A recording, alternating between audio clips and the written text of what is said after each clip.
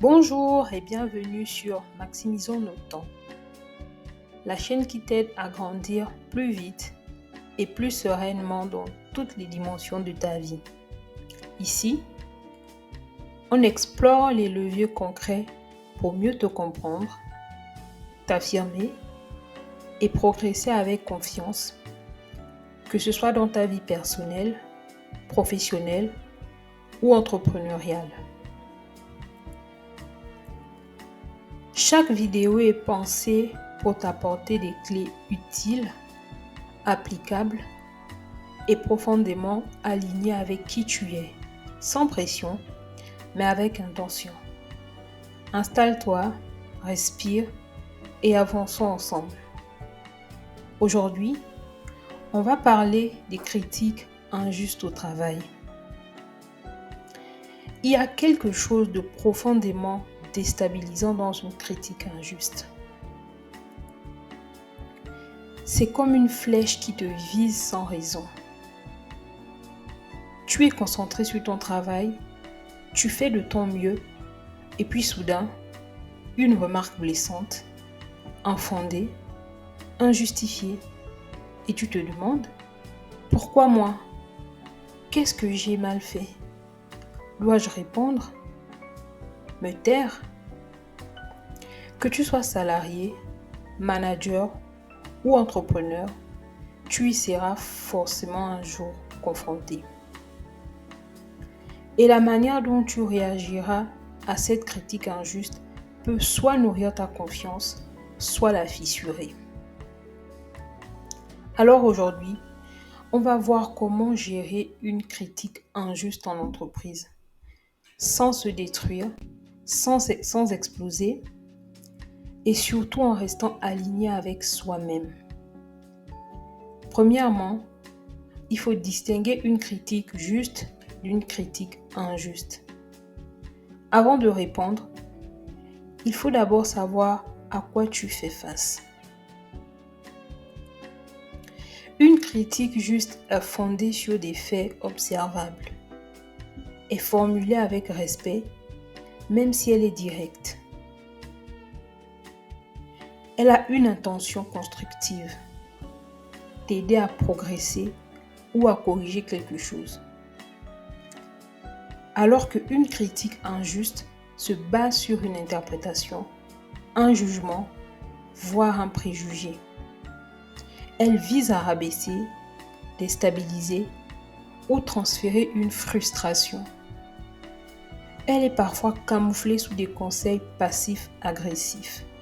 Par exemple, tu n'as pas le niveau pour gérer ce type de projet. Sans avoir pris en compte ton travail, ton évolution ou sans avoir proposé un accompagnement. Ça, c'est une critique injuste.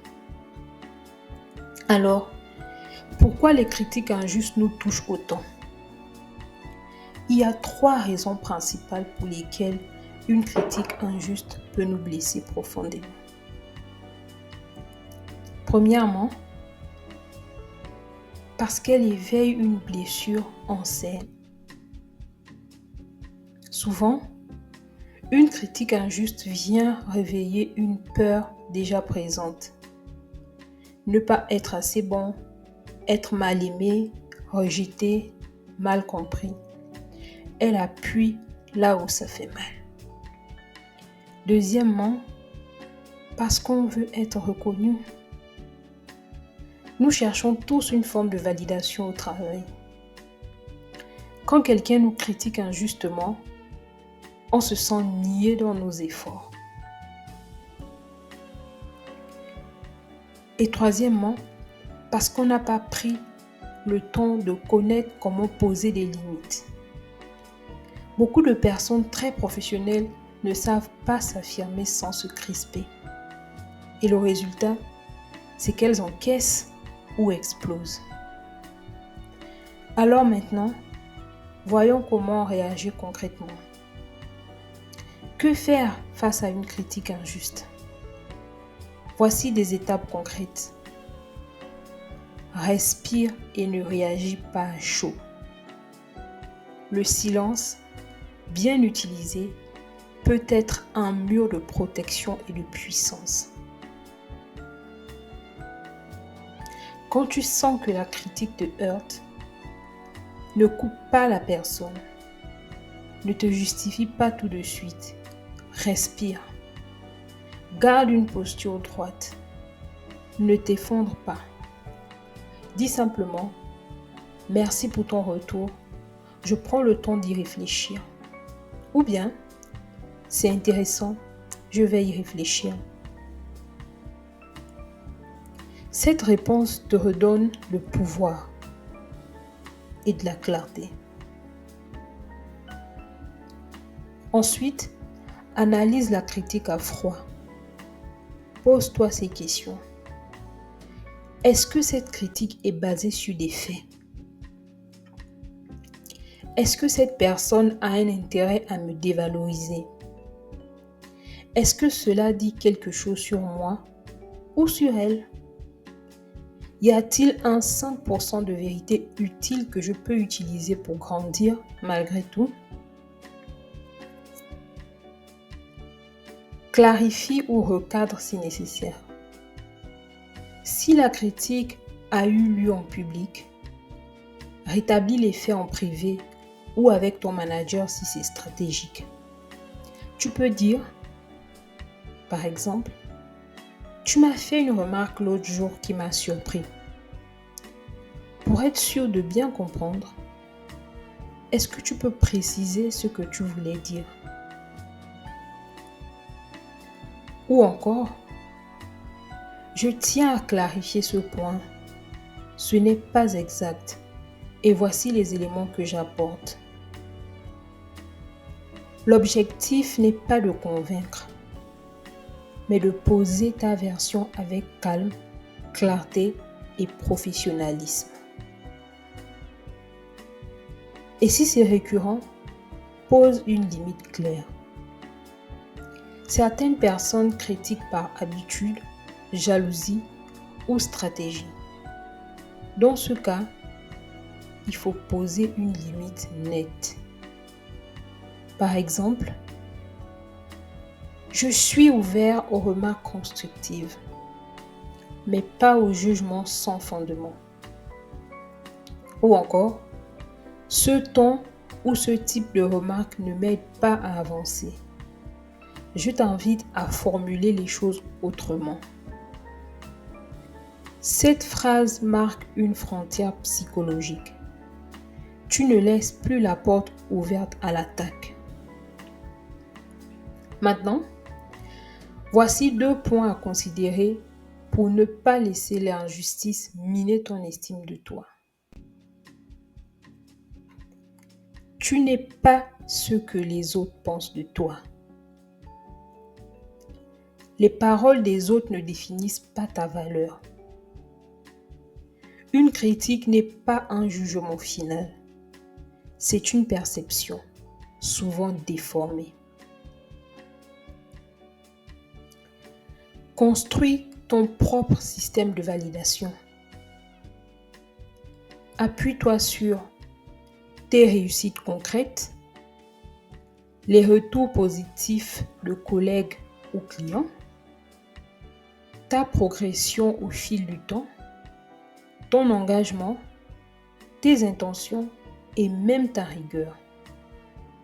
Fais une liste de tes forces professionnelles. Cela deviendra ton bouclier émotionnel. Maintenant, on va voir comment gérer l'impact émotionnel sans se faire bouffer. Il est normal d'être touché, mais tu peux choisir ce que tu fais de cette émotion. Tu peux par exemple écrire ce que tu ressens. Cela te permet de décharger. Ou en parler à une personne de confiance sans dramatiser. Ou encore, te recentrer sur tes objectifs à moyen terme au lieu de rester piégé dans l'émotion du moment. Tu peux aussi faire du sport, respirer, méditer, parce que le corps emmagasine les tensions. Et si la critique injuste devient harcèlement ou sabotage? Dans certains cas, une critique injuste n'est pas isolée. Elle est répétée, ciblée, humiliante. Elle devient même toxique. Ce n'est plus un simple désaccord. C'est un comportement abusif. Alors, que faire dans ce cas? Documente les remarques reçues avec la date, le contenu, les témoins potentiels. Alerte ton supérieur ou le service RH si nécessaire. Et aussi, fais-toi accompagner par le syndicat, un avocat, un thérapeute. Tu n'as pas à subir. Tu peux refuser la toxicité sans renoncer à ta dignité. Si tu es manager ou entrepreneur, attention à ton pouvoir de critique. Si tu as une équipe ou des collaborateurs, sois conscient du poids de tes mots.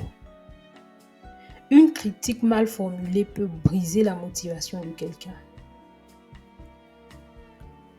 Pour donner une critique juste, sois précis.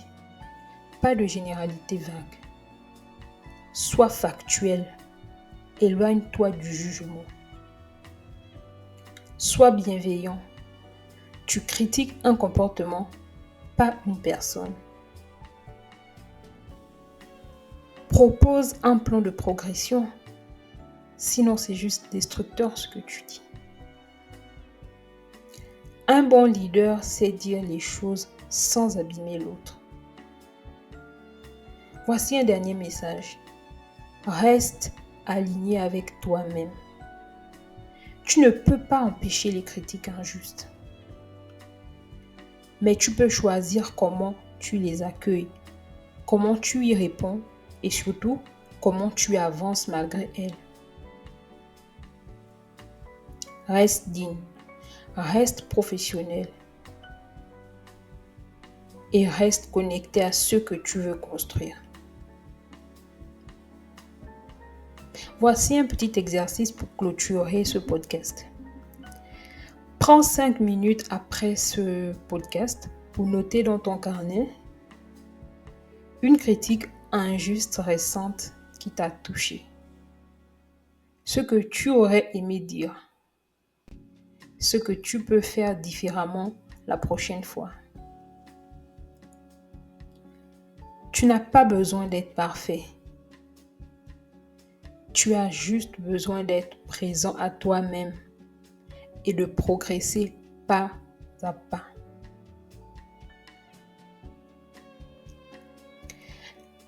Merci d'avoir regardé cet épisode de Maximisons notre temps. Si cette vidéo t'a parlé, pense à liker, à t'abonner et à partager ton expérience en commentaire. Et surtout, n'oublie jamais, tu as le droit d'exister, de progresser et de poser des limites. Avec calme, avec confiance et avec force tranquille. À très bientôt pour un nouvel épisode. Prends soin de toi.